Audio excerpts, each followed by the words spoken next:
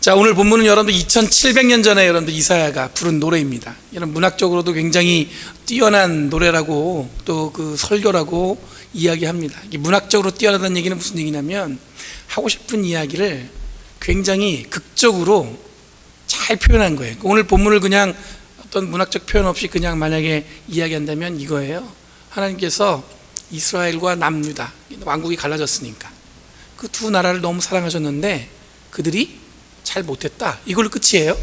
근데 오늘 말씀에는 이걸 포도밭과 포도의 열매를 가지고 이거를 비유로 설명하고 있습니다. 그래서 읽다 보면 여러분들 약간 섬뜩해요. 왜냐면 처음에 뭐라고 나오냐면 내 사랑한 이에게 노래를 해주겠네, 이렇게 해서 굉장히 따뜻하게 시작해요. 그리고 그가 가꾸는 포도를 노래하겠네, 내가 사랑하는 사람을 기름진 언덕에 놓겠네, 이러면서 굉장히 따뜻하게 이야기해요. 그런데 마지막에 뭐라고 하냐면 거기에 포도주 짜는 것도 파놓고 좋은 포도 맺기를 기다렸는데 열린 곳이라고는 들포도뿐이네. 완전 반전이에요.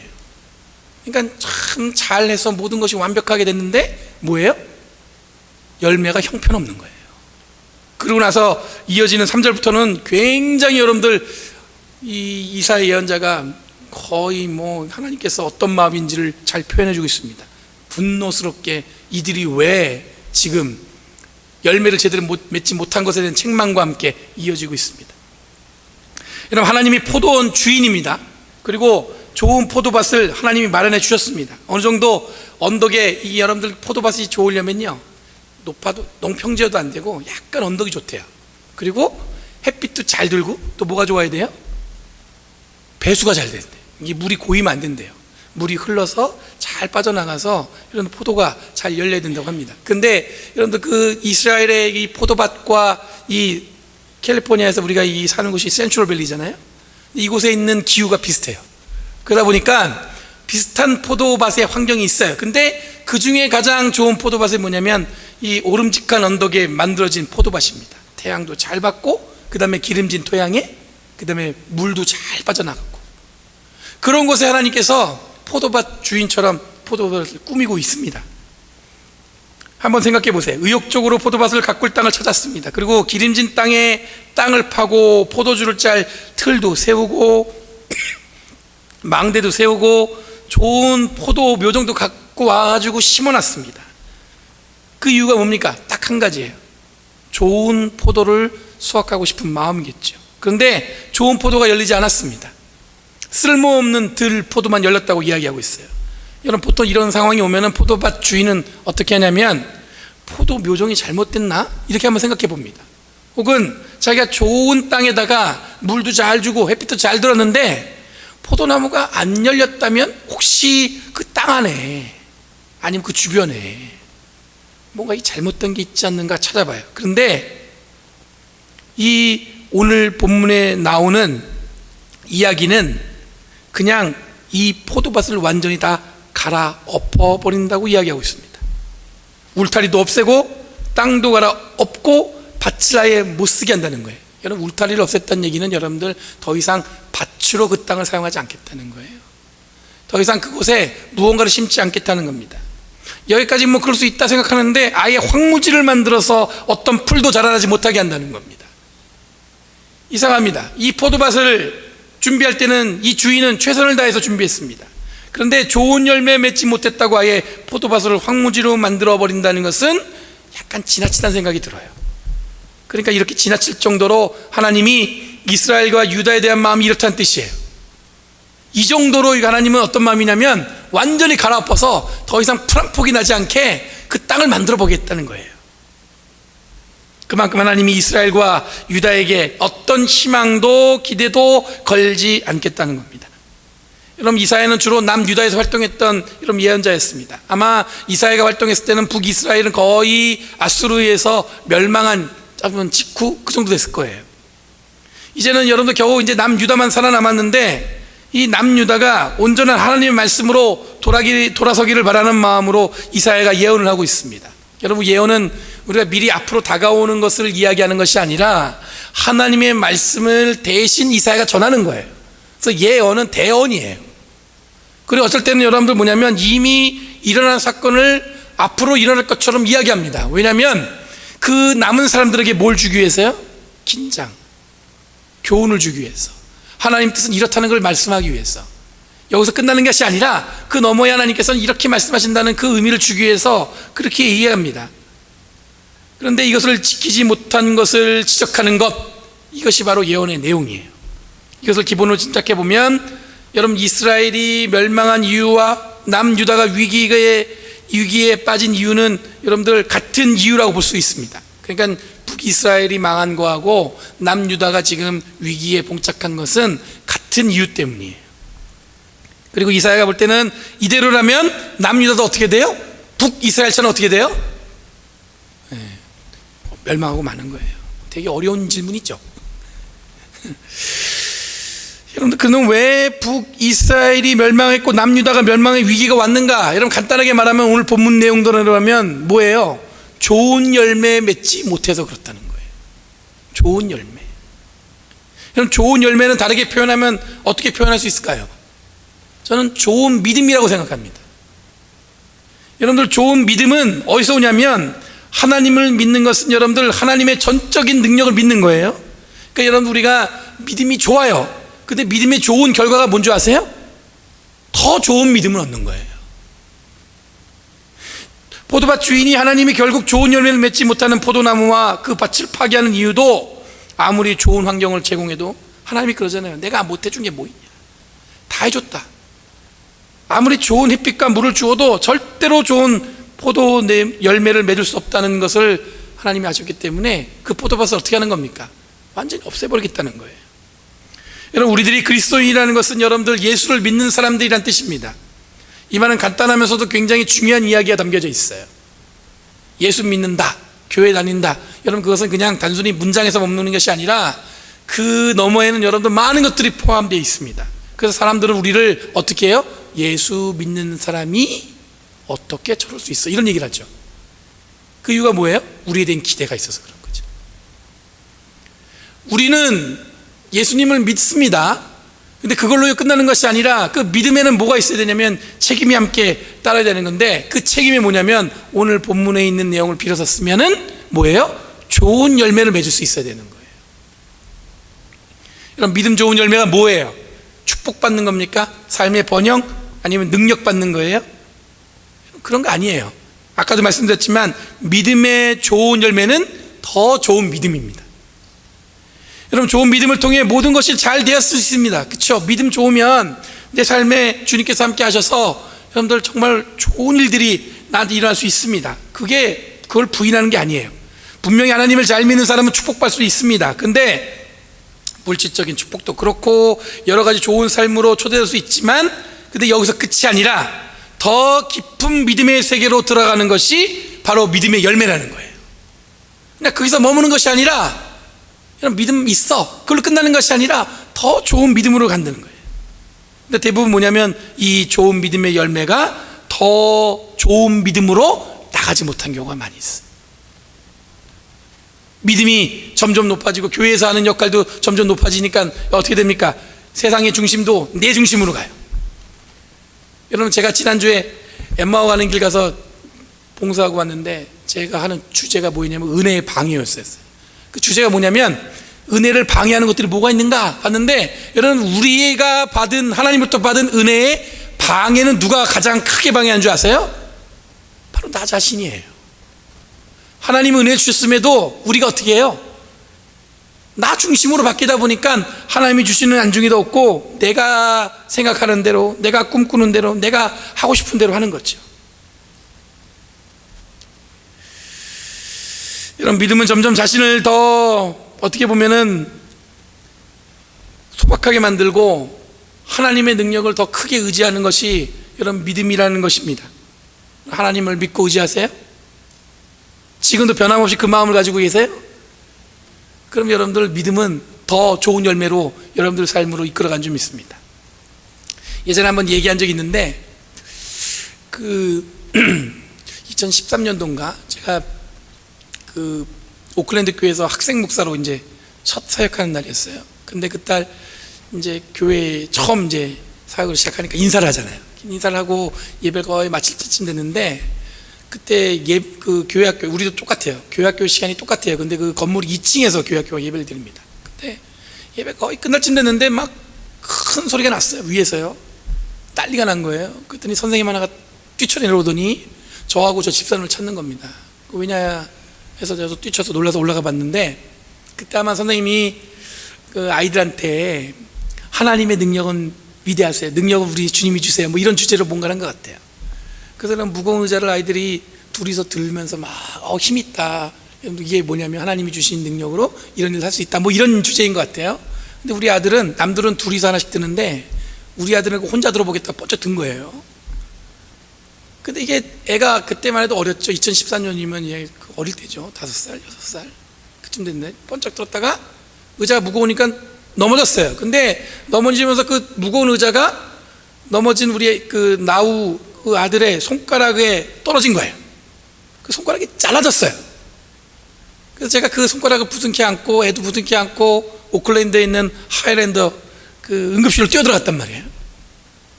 갔더니 그 의사 친절하게 봐주더니 그 애가 막 울면서 정신없죠. 근데 의사가 하는 얘기가 뼈가 보인다는 거야. 뼈가 되게 손가락이 이게 쫙 잘라지면 뼈만 안 보이면 잘할 수 있는데 뼈가 보이기 때문에 이게 안 자란다는 거예요. 근데 그 얘기를 우리 아들이 들었어요. 그러니까 애가 더 이게 서럽고 슬픈 거야. 아프기도 하지만 이 손가락이 안 자란다니까 애가 얼마나 놀랬겠어요. 그러고 나서 거기서는 전문의가 없기 때문에 어린이병원으로 옮겨갔습니다. 어린이병원 갔더니 거기서도 의사를 보더니 내가 그 얘기 들었는데 맞냐 그랬더니 그럴 수 있다는 거예요. 뼈가 안 자랄 수, 손가락이 안 자랄 수 있다는 거예요. 여러분 생각해 보세요. 아이 손가락 그대로 이 손가락 안 자라서 그냥 있는다면 이게 얼마나 상처가 되겠어요.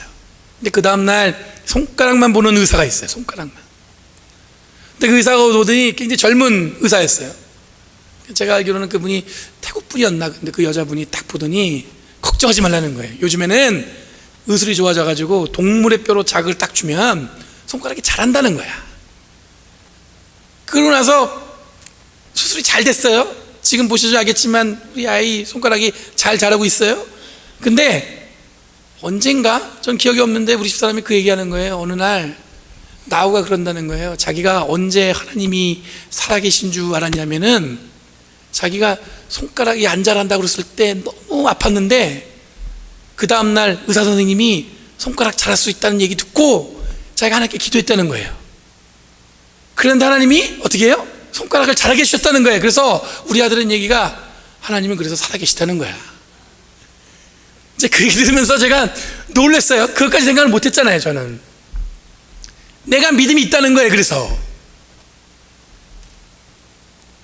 얼마 전에 여러분 일본 교회 목사님들이 가깝게 지내니까 가끔 그 집에 놀러 가요. 근데 그 아들이 우리 아들하고 너무 잘 놀아요.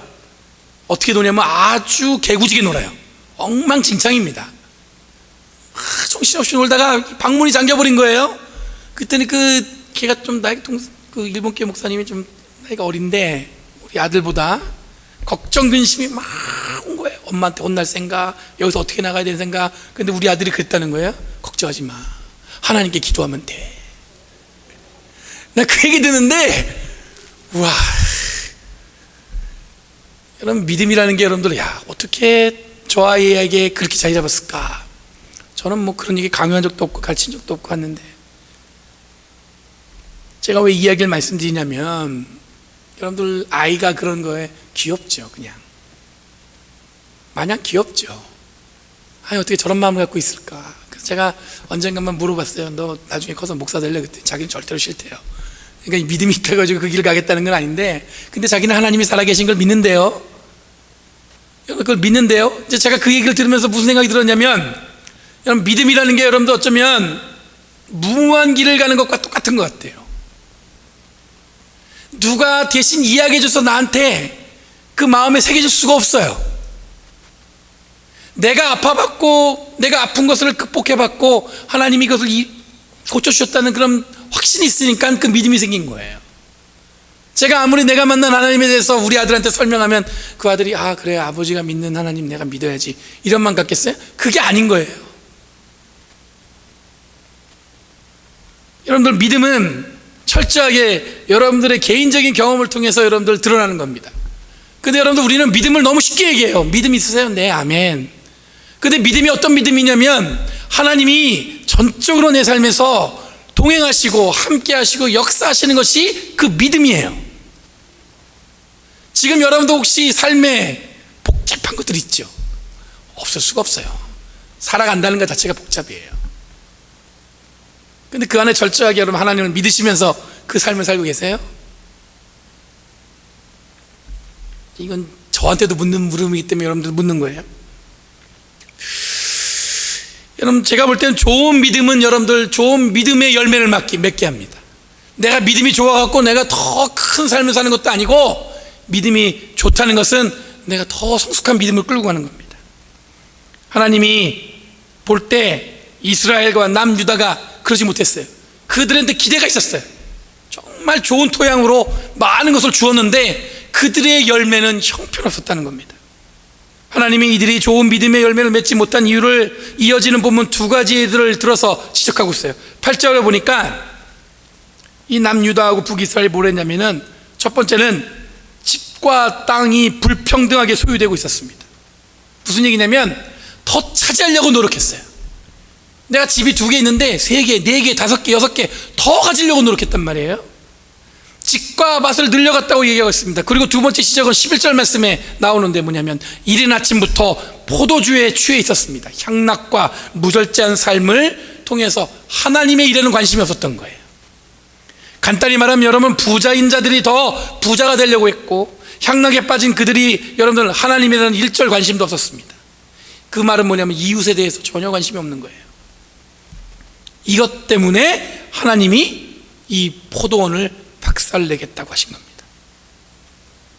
하나님은 포도밭과 포도나무를 가꾸면서 좋은 열매를 기대했습니다. 함께 나누고 약한 자를 돌보고 이런 하나님의 일에 적극적으로 동참하는 열매, 그런데 이런 열매가 아니라 더 집과 땅을 가지려고 현안이 된 그들을, 그리고 늘 향락에 젖어서 하나님 일에는 관심 없는 자들, 그러니까 열매가 온전치 못하기 때문에 어떻게 한다는 거예요? 포도원을 다 갈아엎겠다는 거예요. 여러분, 예언서 말씀을 보면 우리들이 끊임없이 확인하는 것은 뭐냐면, 하나님의 길, 하나님에 대한 믿음의 삶은 여러분 뭐냐면 나를 포함한 다른 사람을 사랑하며 돌보는 일이에요. 여러분, 요즘에 교회에서 사회적 정의 이런 얘기하면요, 교회 부흥 안 된다고 늘 얘기합니다. 언제부턴가 교회는 사람들이 많이 모이면 성공했다고 그러고 그렇지 않으면 실패했다고 얘기해요. 정말 그래요? 여러분들, 예레미야도 그렇고 지난주에 나눈 여러분들 이사야 말씀에도 보면 예배 잘 드렸습니다. 성전에 사람들 많이 모였습니다. 그런데 예언자들이 나와서 그들의 믿음이 잘못되었다고 선언하고 있어요.